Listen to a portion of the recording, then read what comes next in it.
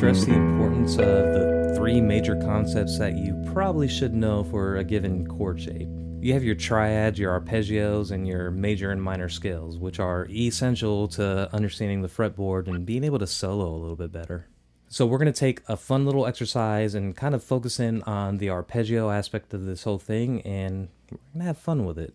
Again, we're in standard tuning, so go ahead and grab your guitar and let's get at it. My name is Keith. Welcome back to the channel.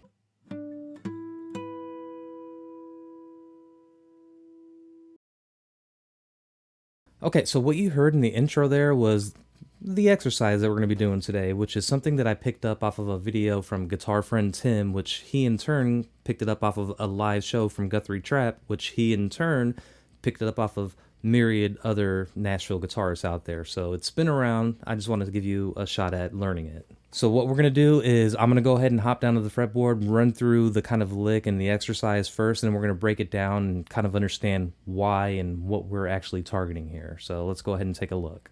All right, so let's just run through it once kind of quick, and then we'll slow it down.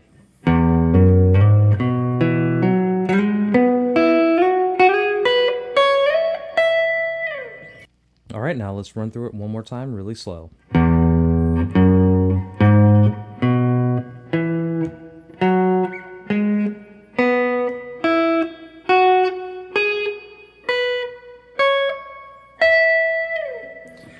All right, a little bit faster sounds a lot better. I'm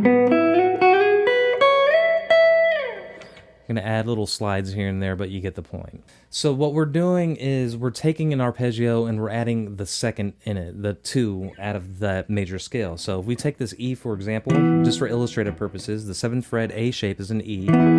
Here's our root. That's our E, and we count it out. 1, 2, 3, 4, 5. We find the arpeggio within there. 1, 3, 5. All right, we got that down. So if we wanted to add the 2 in there, it's 1, 2, 3, 5. Kind of a pentatonic scale. So we go replicate that down here.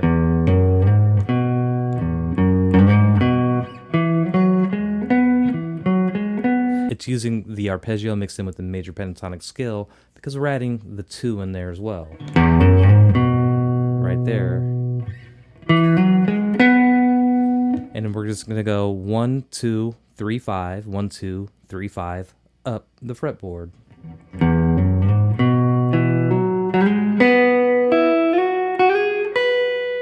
And then we're going to add a 6 there when we're going to end it right here on that octave, because that's our 6.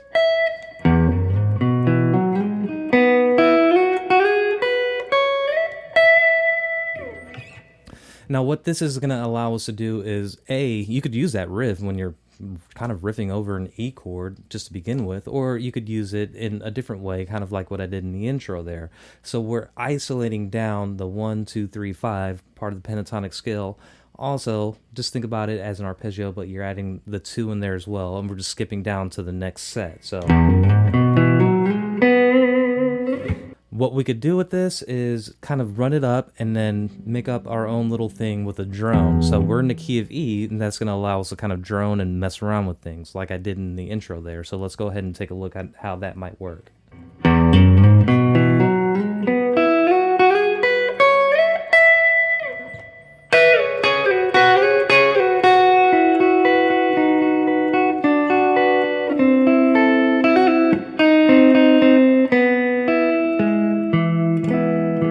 Here's where I start to drone.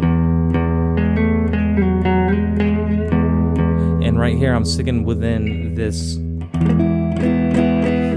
C-shaped E chord.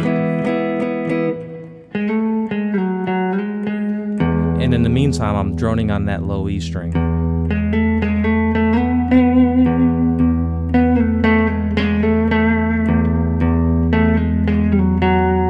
And then to mix it up, I'm going to hit that A. And then roll through the pentatonic scale.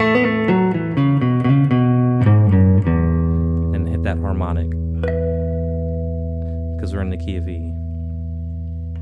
So basically what we're doing is we're using the pentatonic scale, but we are dropping one note of that pentatonic scale out of it. We're not hitting that 6. So if we look at it this way, 1, 2, 3, 5. Then we're jumping down to the root and skipping the 6. So 1, 2, 3, 5. All right, so down here it's 1, 2, 3, 5. 1, 2, 3, 5. 1, 2, 3, 5. 6, root. 6 is the only kind of extra note that we have in there, just because to fit it in makes it sound a little bit better. So I would encourage you to kind of mess with that and maybe start with the A and do the A as kind of the next step and run through the different kind of cage shapes and start from up here instead.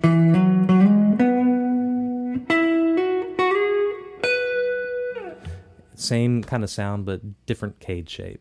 I know this is really quick, but it had to be quick because I can't just have really long videos because everybody will just not pay attention anymore. So if it was helpful, please think about liking, subscribing, and I do have all the tabs and chords and diagrams for free on my Patreon, so you could join as a free member. Don't feel obligated. And I do want to let everybody know that, hey, if you're a patron of mine, I really appreciate it. And if you're a paid patron, I also highly appreciate that as well. Keeps the lights on. So with that, I hope you have a wonderful day, and I'll talk to you later. Thanks.